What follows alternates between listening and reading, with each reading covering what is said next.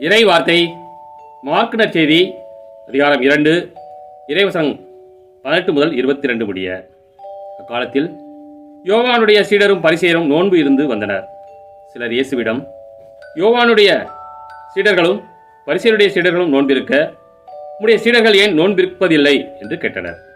அதற்கு இயேசு அவர்களை நோக்கி, மணமகன் தங்களோடு இருக்கும் வரை மண விருந்தினர்கள் நோன்பிருக்க முடியுமா?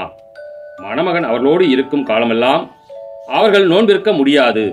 ஆனால் மணமகன் அவர்களை விட்டு பிரிய வேண்டிய காலம் வரும். அப்போது அவர்களும் நோன்பு இருப்பார்கள். எவரும் பழைய ஆடையில் புதிய துணியை ஒட்டு போடுவது இல்லை. அவ்வாறு ஒட்டு போட்டால் அந்த புதிய துணி பழையதிலிருந்து கிழியும், கிழிசலும் பெரிதாகும். அதுபோல பழைய தோற்பைகளில் எவரும் புதிய திராட்சை மதுவை ஊற்றி வைப்பதில்லை.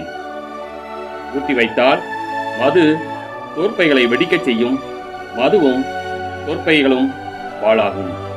புதிய மது புது தோற்பைகளுக்கே ஏற்றது. கிறிஸ்துவின் நற்செய்தி.